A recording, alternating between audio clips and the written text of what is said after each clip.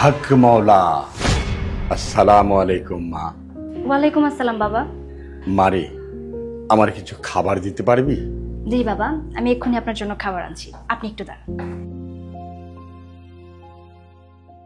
অথই, আমার না প্রচন্ড ক্ষুধা লাগছে, আমাকে একটু নাস্তা বানা দিবা? তোমাকে খাবারটা তো আমি পরেও দিতে পারবো নাকি, আগে বাবাকে খাবারটা দিয়ে নি। অথই, অ্যাটলিস্ট এক গ্লাস দুধ দাও আমাকে, তুমি তো জানো আমি ক্ষুধা সহ্য করতে পারি না। আরে বাবা রে বাবা, তোমার সাথে কি হাত পা নেই? নিজের কাজটা তো নিজে করতে পারো নাকি? সব সময় শুধু আমাকে কাজ দিয়ে রাখবে, আমি পারবো না সব করতে।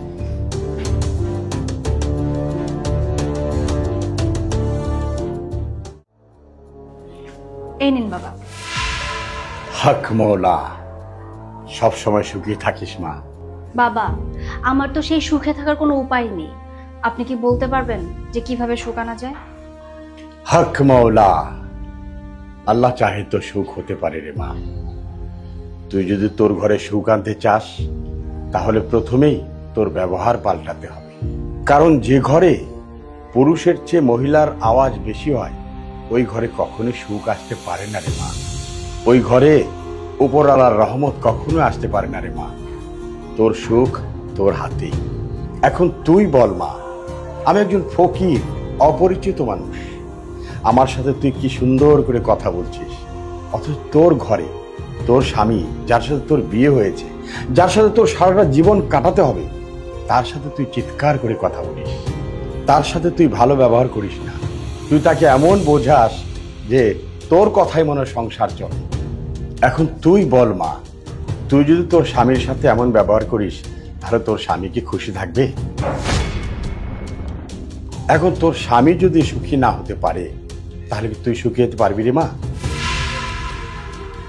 আর তোরা দুজনে মিলে যদি সুখী না হস, তাহলে এই সংসারে সুখ আসবে কিভাবে? তাই তোর স্বামীর সাথে একটু চিন্তা ভাবনা করে কথা বল।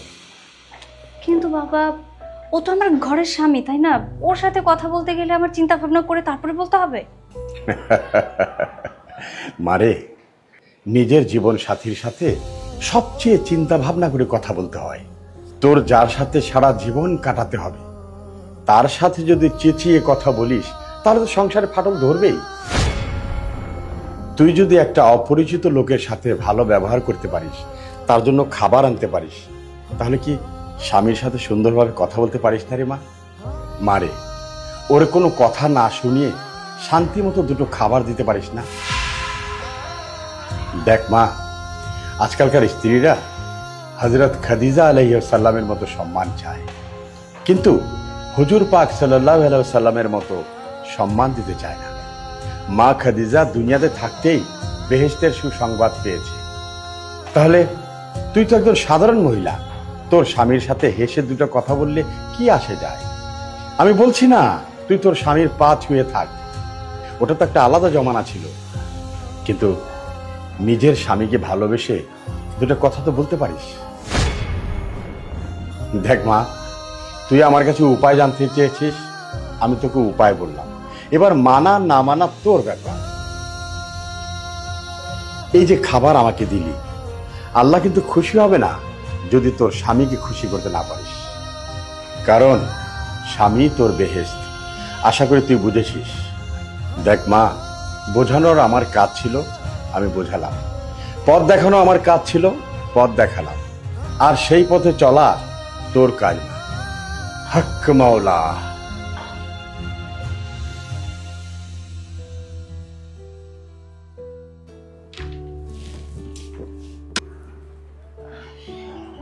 আলিফ, আই এম সরি। সরি কেন? তুমি কি নামাজ পড়ো নয় নাকি? নামাজ আমি একটু পরে পড়ে নিচ্ছি, তুমি বসো, আমি তোমার জন্য খাবার নিয়ে আসি। কি হয়েছে তোমার? আলিফ, আমি বুঝতে পেরেছি আমি তোমার সাথে যা করেছি অনেক অন্যায় করেছি, ভুল করেছি। আমি আর কখনো তোমার সাথে এমন করব না। সরি। ইটস ওকে, তুমি নিজের ভুল বুঝতে পারছো, আমি তাতে অনেক খুশি হয়েছি। বাই দ্য ওয়ে, তুমি কিচেনে যাচ্ছ, আমি হেল্প করব? আরে না না, আমাকে কোনো হেল্প করতে হবে না, তুমি বসো, আমি তোমার জন্য খাবার নিয়ে আসছি। ঠিক আছে।